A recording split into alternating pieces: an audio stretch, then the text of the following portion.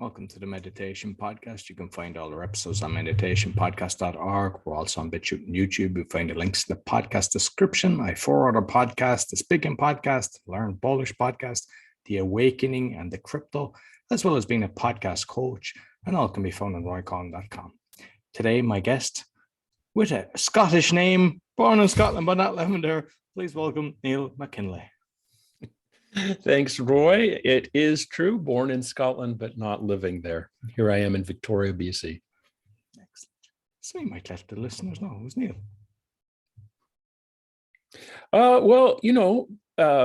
My name is Neil McKinlay, as you said. A little bit of an introduction. I'm a teacher of embodied meditation. I'm also a student, because of that, of embodied meditation. And I actually learned to meditate when I was a teenager. I was a competitive swimmer, and a swim coach taught us how to meditate late one night at a swim meet. About 30 years ago, I started giving form to my engagement with practice. Initially it was fairly loose and informal. About 30 years ago, I started to give it some form, and I studied and practiced in 2 successive communities, both rooted in Tibetan Buddhism, which means, I was engaging formal curriculum. I was doing long retreats. And then in about 2005, 2006, I started teaching, which is, kind of started the long road that brought me here. Embodied meditation. What's that when it's at home? Oh, embodied meditation, every form of meditation that I'm aware of, and I'm not aware of every form of meditation, just every form that I am aware of, involves taking our wandering meditation, taking our wandering meditation and placing it somewhere. Our attention wanders and we place it somewhere. Our attention wanders and we place it somewhere.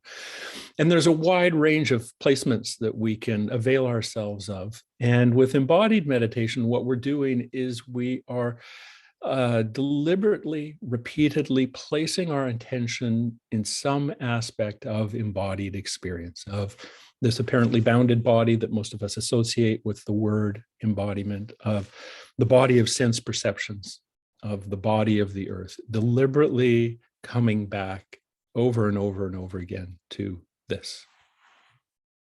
Excellent. So with the retreats, you might explain, because is it like a weekend retreat, or would you go for a few weeks, and what would it entail? I did a full range from one-day retreats to weekend retreats. I did some what were called city retreats with a teacher named Pema Chodron, in which it was kind of like an early version of an online retreat, in which she would teach on a Monday in Berkeley, and then we'd get the video of that on Wednesday in Victoria. We'd watch the video, we'd do the study that she asked us to do, and then occasionally we'd come together as a Victoria group and practice on a weekend. 2 really quite long retreats. I did, 12, 14, 16, they're called datans, 1 month in-person meditation retreats, which involved a lot of meditating, getting up at maybe 7, meditating for an hour, having breakfast, going back, meditating for 2 or 3 or 4 hours, having lunch, a little bit of a break, going back, meditating through the afternoon, break for dinner, meditating into the evening, with maybe a little bit of time for a talk somewhere in there, but most of the day would be spent in meditation. And what kind of journey do you go? Because I've never done that. What kind of journey do you go in your head when you're doing that much meditation? Well, it's really interesting. It really ranges. I often say to people that, if you look at meditators, you just don't really get a sense of what's going on. If you walk into a meditation room, you sit and you see a bunch of people just sitting quietly, and the internal experience, as you're pointing to, is really quite varied and quite different for all of us, and from moment to moment, session to session. It can be very peaceful and very settled, just a sense of being completely aligned with this body, this moment, this life, which is really quite, can be really quite beautiful. Peaceful is the word that I would use to describe that. It can be very tumultuous, a lot of internal issues are rising up, memories, feelings are rising to be greeted, which is, challenging.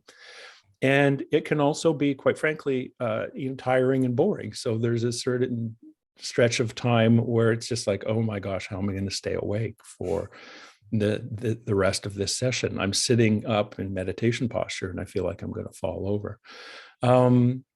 That's kind of an example of some of the range of experiences within that. But over the period of a month, there would be a sense of settling. I think that would be the most, if I had to pick a single word, that would be an overall sense of settling into the stuff of my life, day after day after day. And what you mentioned sitting. So are you sitting in a certain posture with your hands, and are your eyes opened or closed? Well, it's a certain posture, hands resting on the thighs or resting in the lap. And, generally the instruction that I've received and practiced is eyes open. Sometimes that gets a bit distracting. If my attention's not able to settle and my eyes are open, I can start looking all over the place. So I will close my eyes from time to time, but generally eyes open.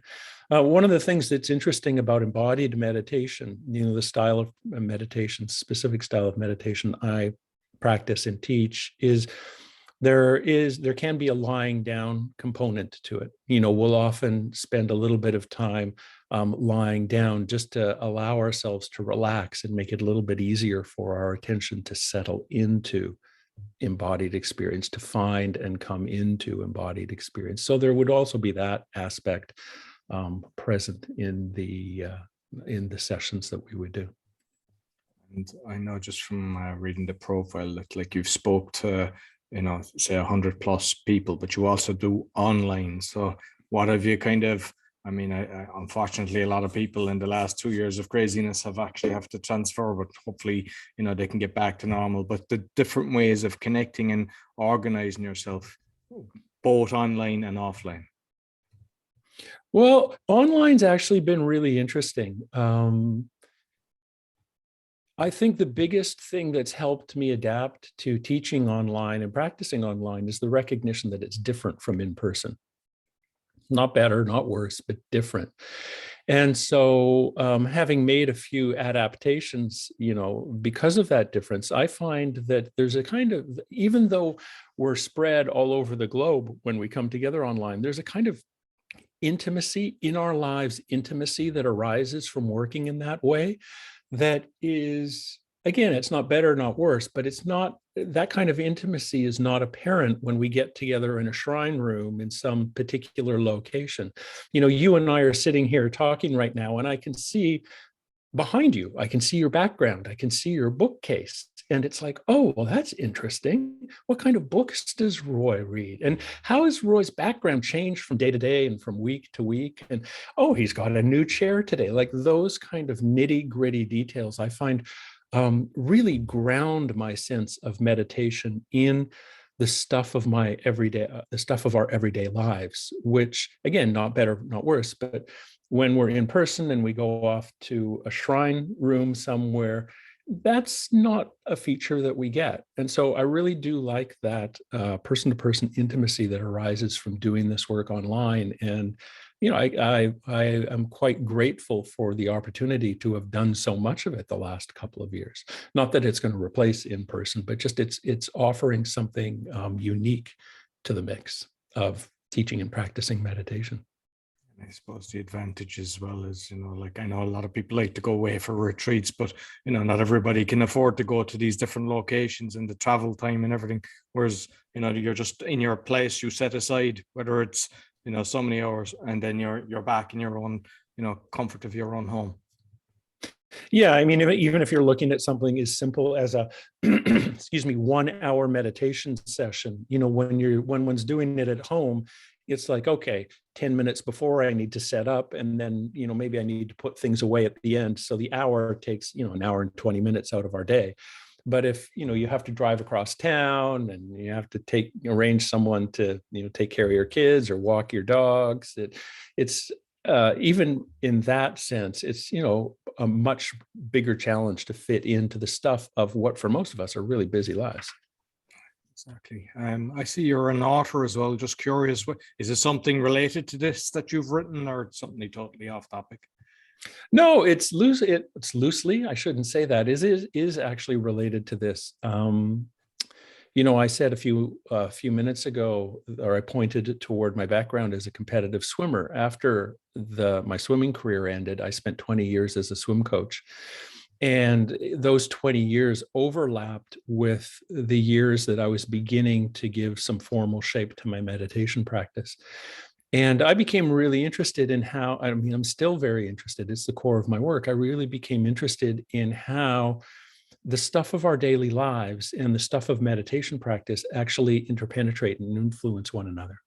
I became specifically really interested in how my work as a swimmer and my work as a swim coach actually overlapped with my engagement of the path and practice of meditation. And the book I wrote is called Learning to Swim. And it's a series of short nonfiction essays about just that, about how I saw the teachings and practices of meditation influence and be influenced by my years as a competitive swim coach largely, although there's a couple of essays that point back to my swimming days. And when you were swimming, and the same with your fellow swimmers, and you were introduced to meditation, did you all improve in your speeds? Did it have an impact, or was it just more to be kind of calm?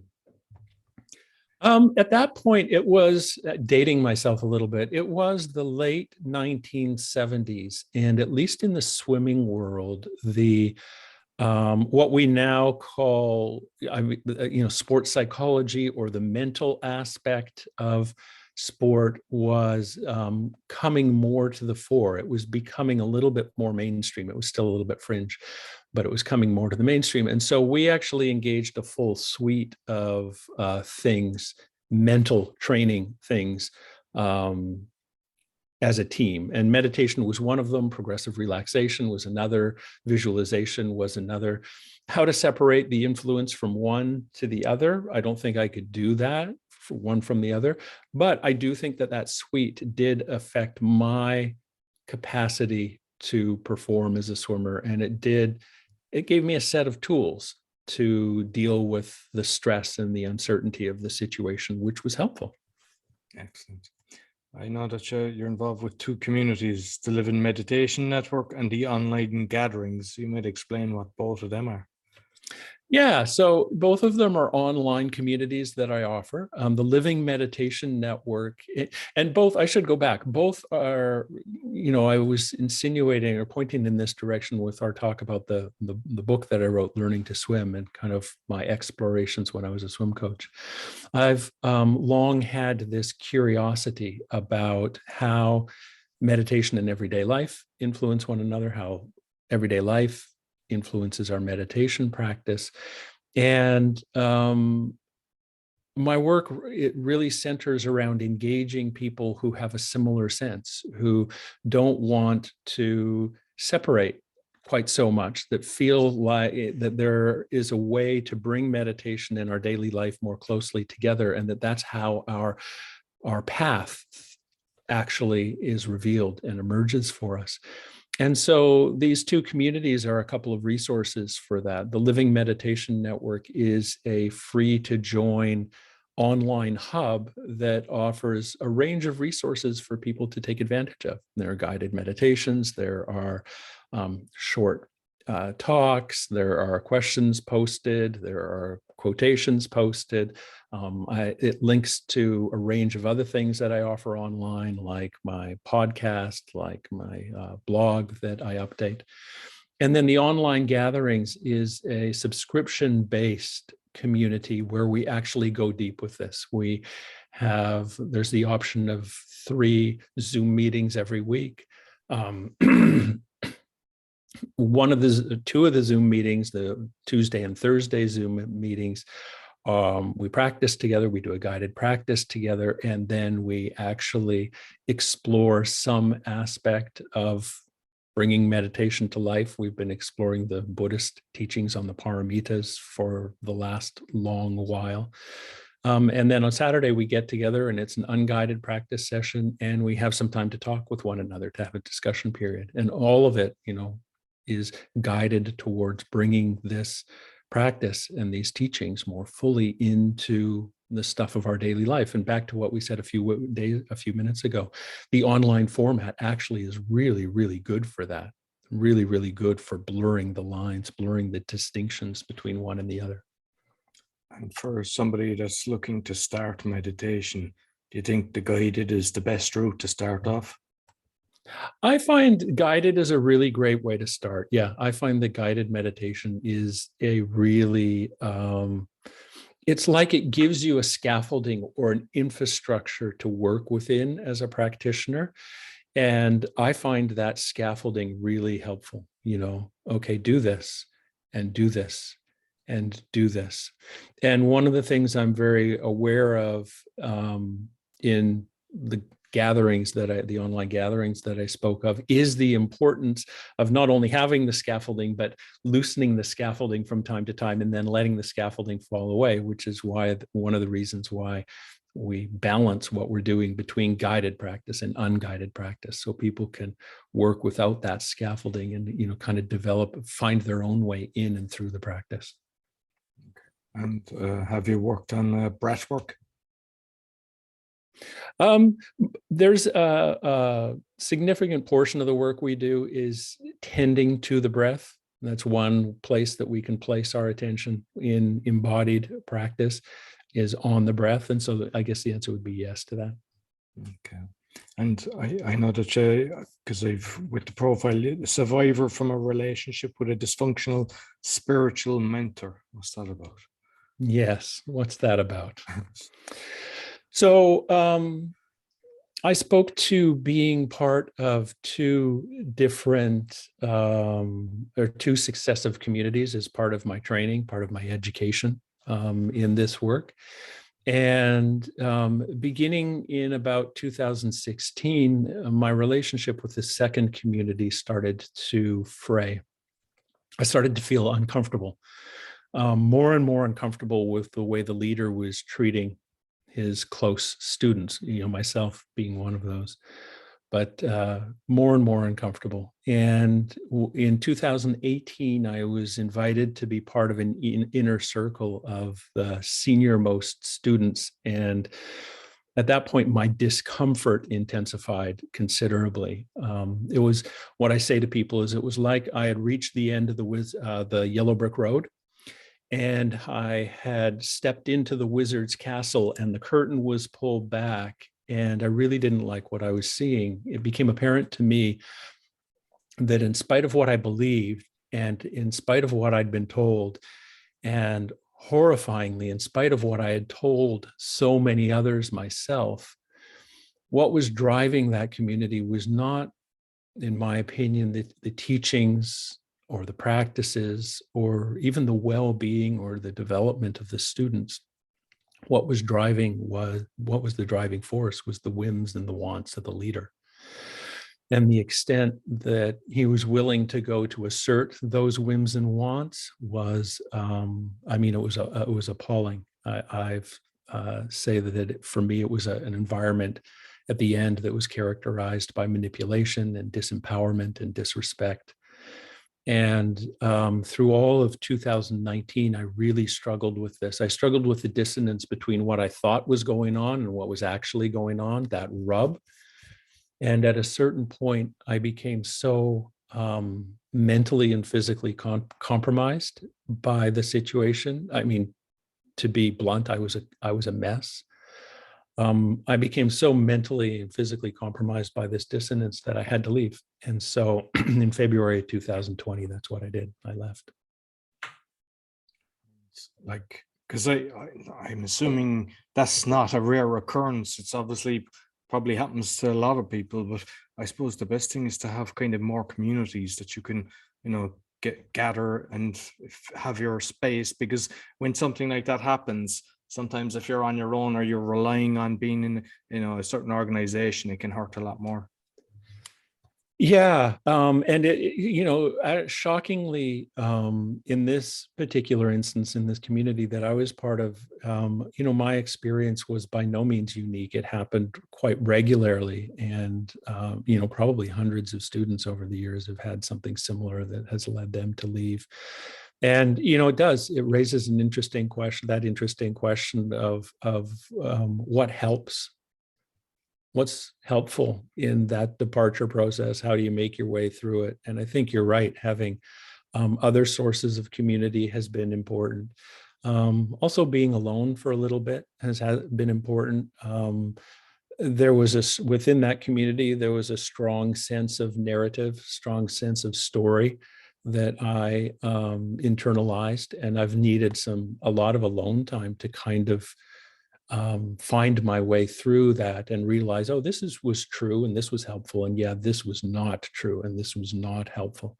And I couldn't do that in a group, in a community setting. I've needed solitude, but certainly having other sources of community. And there's been some friends, both from within that community, other people who have left, who have been tremendous resources for me, and people who are have been outside that community, who have also been tremendous resources for me in the 2+ years since my departure.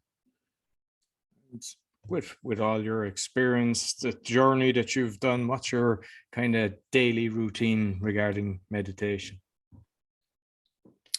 Well, my daily routine is, for whatever reason, I seem to be a fairly regular meditator. It's just something that I do. When it happens varies depending upon my schedule, but generally I practice every day. There are certainly some exceptions. Life does sometimes demand my attention go elsewhere. And as we were talking about before we came live here, the demands of essentially running a business sometimes pull me away. And honestly, sometimes I forget, because I'm teaching meditation. Sometimes I forget, like, okay, did I teach meditation today? Have I done my own practice? Because they're different things, but sometimes they get a little bit mixed up for me. But generally, I meditate every day, and it involves 40 to 45-minute session, typically, sometimes shorter, sometimes longer. And I spend about half of it lying down, as we talked about a couple of minutes ago. I spend about half of it lying down, just giving myself a chance to slow down and a chance to settle in. And that's really a very simple part of my practice. It's really just starting to connect with, those are my toes, those are my feet, that's the ground underneath me. And then I sit up and I do some sitting practice in the second half of that. And the sitting practice typically involves placing my attention on the breath coming into the lower belly, feeling the presence of the earth underneath, and settling into this, and allowing embodied experience to offer whatever it wants to offer, giving that part of my life some room to express itself and share itself with me. And do you do it in silent, or is there music in the background? I tend to. I do it silently.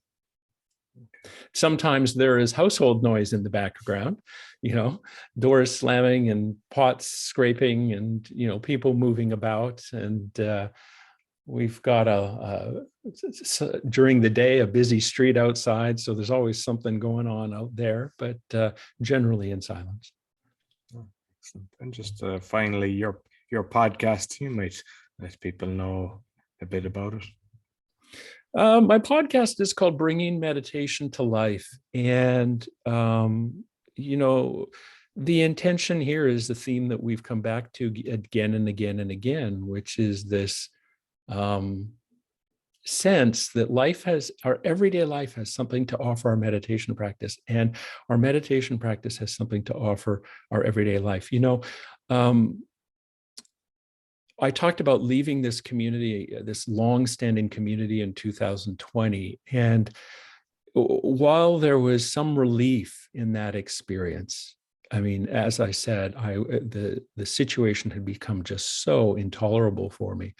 While there was some relief in that, the sense of loss and grief was and is overwhelming. And while understandably, a lot of my former peers stepped away from meditation practice once they left that community, I, for some reason, stepped towards it.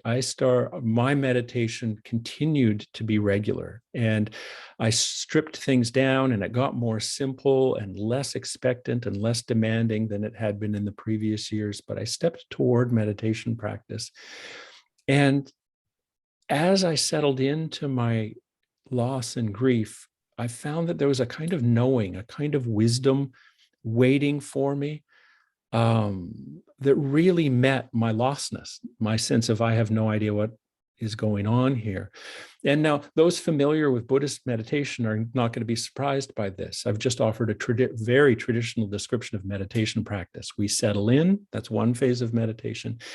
And then we tap into a deep kind of intelligence. That's a second phase of meditation practice. But what shocked me was that the experience seemed to contain a third phase, a phase in which the knowing of my embodied life actually was speaking to how I could be in the world. It was giving me a path through this very difficult experience. So if what came up was, I need to rest, well, I rested. I need to reach out, I reached out. I need to seek trauma therapy, which I did a lot of, I'll do that. I need to share with others what's going on for me. And much to my surprise, I found myself moving through my loss and grief in that way. And much to my surprise, I found almost this lifelong sense that meditation and everyday life have something for one another, being affirmed in a really strong way. And that's kind of the intention of the podcast. I mean, it's the intention of all the work that I do, but the intention of the podcast, Bringing Meditation to Life podcast, is to offer us glimpses of what that might be like. And I'm currently alternating a couple of formats there. Sometimes I'll offer a short reflection, a short essay from my own life experience, talking about this dynamic, this mutual influencing. And sometimes I'll interview other meditators and we'll hear about what it's like for them. How do these two influence and illuminate one another for you? And that would be the podcast. That is the Bringing Meditation to Life podcast. Just a chance to catch glimpses in, I guess you could say, real time of what it's like for us. Okay, here's what it's like for me. Here's what it's like for another practitioner. How is meditation influencing our lives? How are our lives influencing meditation practice? What does that rich, rewarding stew look like and feel like and seem like for us? Yeah, excellent. Neil, really enjoyed our conversation. So you might let people know, how can they get in contact with you? Well, the best way, you can find me in all the usual places, Facebook and Instagram and Insight Timer. My podcast is on all the podcast outlets, the usual outlets. The main way, though, is my website, which is neilmckinlay.com. And I'm a rare McKinley where the end of my name is L-A-Y, not L-E-Y. So neilmckinlay.com. And here you'll just find an overview of everything that I'm doing. There are guided meditations, there's the podcast, there's writings on meditation and life. There are the two communities we talked about. There's access to the Living Meditation Network. There's access to the online gatherings. But really, the best way is to just look through the site. There's a newsletter there people can subscribe to, and it's a great way to get familiar with what I offer, to be updated on what's going on. And honestly, because the emails show up about once a month, to be reminded that meditation can have a place in our life. There's a lot of people that I work with who I don't see for years, but I'll run into them and they'll say like, I'm really so glad I subscribed to your newsletter. And I'm like, oh, well, do you find the guided meditations helpful? Do you like the blog? Are you listening to the podcast? They say, no. I never did look at any of that, but I get the email and I remember, oh yeah, I want meditation to be part of my life. And, initially I was kind of like bummed out about that. I was like, oh no, like read something, but now I'm glad that I have this opportunity just to send this out and for people to be reminded, oh yeah, meditation. Well, maybe I'll do something about that. So that would be the main way, the website and the newsletter subscription that you can do on the website. Excellent. Yeah. And I make sure I put the links both in the audio and the video. Thank you very much, Neil. Thank you very much. Enjoy the rest of your day. So that's all for the Meditation Podcast. You'll find all our episodes on meditationpodcast.org, on YouTube. Be sure to give us a thumbs up, 5-star rating, share with your friends. Until next week, take care.